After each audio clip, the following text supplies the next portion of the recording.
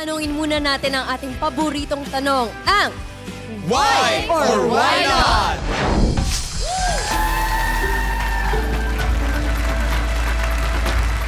This is Why or Why Not. 2 teams, 3 debaters each, isang tanong, 2 panig at pareho nating pakikinggan. Nandito kami para siguraduhin fair ang laban at ang trabaho ninyo, makinig, mag-isip at magdesisyon para sa inyong sarili. At quick reminders lang guys random ang pagpili ng teams at ang panig. Walang pumili ng kanilang kakampihan. Mahalaga yan dahil kapag natutunan mong ipagtanggol ang panig na hindi mo pinili, doon mo rin natututunang intindihin ito. True, at walang winner dito, okay? No judges, walang scorecards, at ang panalo dito ay kung meron tayong natutunan na bagong konsepto. Exactly. Exciting, di ba? For tonight, galing ang debaters natin from FEU Roosevelt. Top of their debate class. Ready makipagsabayan. O ready na, ready na! Ready na ba? Here's the proposition. Students should be banned from using AI tools for schoolwork. Ulitin ko, dapat iba ng mga estudyante sa paggamit ng AI tools para sa kanilang schoolwork. Now, kilalanin natin ang mga team captains. What's up, Waikada? Ako si Diego, ang team captain ng Team Y. Papakilala ko sa inyo ang aking mga kasama today. Unang-una, si Ron Suegay, Bachelor of Science in Business Administration, major in Marketing Management. Next up, we have Yam Cortez, Bachelor of Science in Business Administration, major in Marketing Management. And last but not the least, we have Feliz Oliveros, Bachelor of Secondary Education, major in English. Hello, Aikada. It's me, Andy Abaya, ang captain ng team Why Not. And together with me are Stephen Mitra, Bachelor of Science in Business Administration, major in Marketing Management, Andre Padlan, Bachelor of Secondary Education, and Lucille Tumila, Bachelor of Science in Business Administration, major in Marketing Management. Phase 1 ay constructive speeches. Tig-1 minuto ang unang speaker ng bawat team. Pagkatapos, ang bawat susunod na speaker ay kailangang sagutin o gibain ang punto ng nauna sa kanya. 1 minute each po yan. Team Y, una kayo. 1 minute on the clock, please. Let's begin. Go! The Team Y believes that education is not just about finding the right answers. It is about learning, growing, and developing skills through our own efforts. And when students rely on AI to do their work, they miss opportunities to think critically, to solve problems, and to build knowledge for themselves.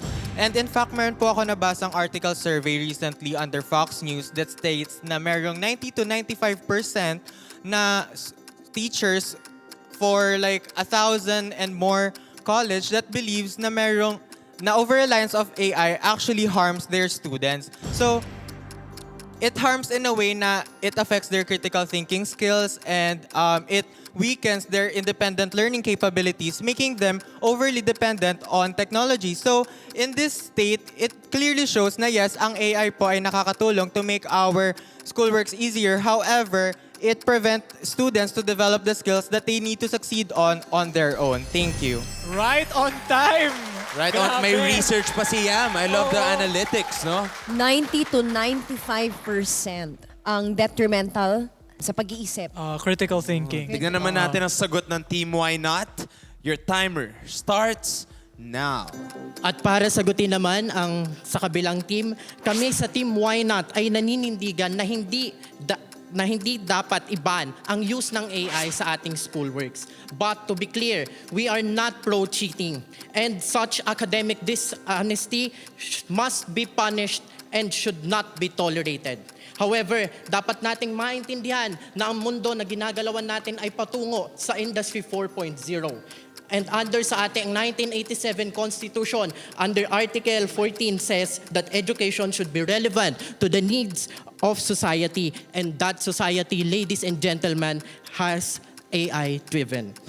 And therefore, to answer is not just to have a blanket ban, but to be responsible, have an AI education, guidelines, disclosure, and of course, clear limits. Let us ban cheating, not technology, and let us not create an AI-dependent students, but never create And that's your time. Thank you for that. graduates. Thank you. Yung kanya naman dapat responsible lang daw yung Yes. paggamit Responsible natin. using May and not ban balance ba? technology. Yes. Ito kasi nawawala na daw yung critical thinking. Na may point pareho so far, pero Both tingnan naman very natin. good points. Yeah, exactly. Pero hihimayin pa natin yan. Sa ating second speaker, Team Y, are you ready? Okay, timer starts. Now go. Team Y understand the stance. However, the core issue is the profound effect nito sa learning integrity at development skills ng mga estudyante na maaaring mag-cause ng long-term effect. And unlike traditional tools and ways kasi natin, AI can easily generate answers and essays. Meaning, mas may chance pa rin na matempt at mag-rely sila dito kahit may established rules na.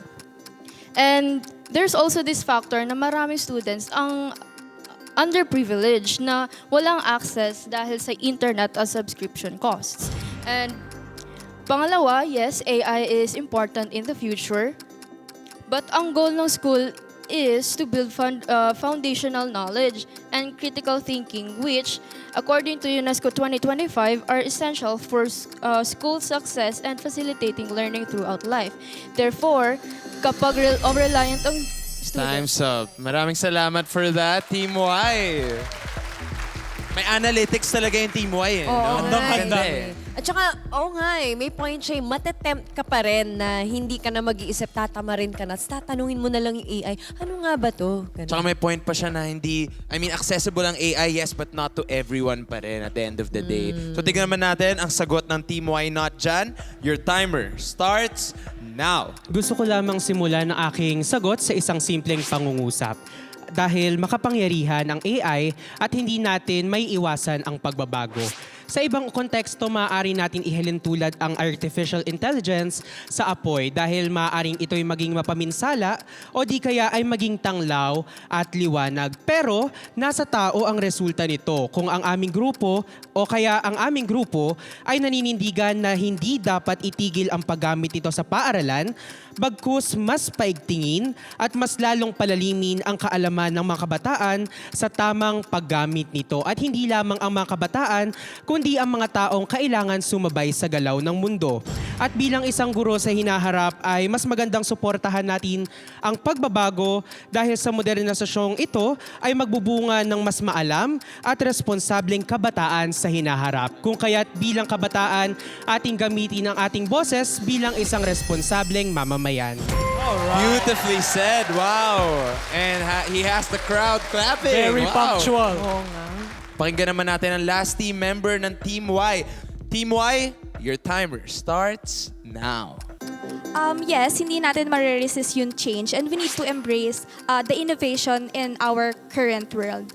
Pero kahit may restrictions and even though kapag magpapasa tayo ng paper sa school is may mga naka-indicate na 5% or 10% AI use only. Pero hindi naman po natin na monitor yung students 24/7 so hindi natin alam kung paano nila ginagamit or nai-utilize ang paggamit ng AI. So for us in the Y group is nako-consider namin as systemic threat ang paggamit ng AI because it disrupts the learning process.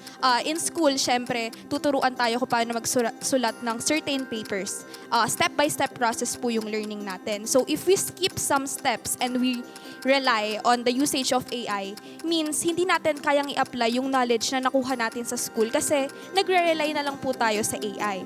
And hindi natin mako-consume yung knowledge na dapat natin matutunan kung nag-exist yung AI in education. Thank you. Galing. Hindi pwede maging dependent sa AI, yun ang point ng Team Y. Alright, last member for Team Y Not. Your timer starts now. Kami naman si Team Y Not, we believe na a total ban is not the solution. Talaga kasi maraming AI tools at libreng libre at madaling ma-access at kahit anong gawin natin, gagamitin pa rin ng mga estudyante yun ng palihim. And with that, wala silang proper guidance on how to use it. Kaya we should integrate it responsibly and ethically. Now, the problem is misuse, not the tool itself. Way before AI existed, may calculator, internet, o Google tayo that also gives answers and explanation, pero we never banned them, diba? Why treat AI differently? And most importantly, banning AI does not prepare students for the real world. Today, ginagamit ng AI sa mga businesses, industries, or workplaces. As students, we should learn how to use technologies ethically and effectively, not pretend they do not exist. Wow, with 8 seconds to spare. And that closes our phase 1. Oo. Malinaw ang panig ng dalawang teams, no? I mean, sobrang grounded ng mga arguments sila. Kahit ako, parang, akala ko may side na ako, pero biglang napapaiba Papaisip ako. ka, no? Mga 4 na beses nag-iba yung utak ko. Oo, Napagano'n ako. aba talaga. Hindi kasi tama yung point niya. Ngayon sa mga businesses, encourage na tayo. Pero yun nga, it's a very hot debate topic din kahit sa corporate world. At Whether or not nagsisimula pa lang tayo, ha? Totoo yan.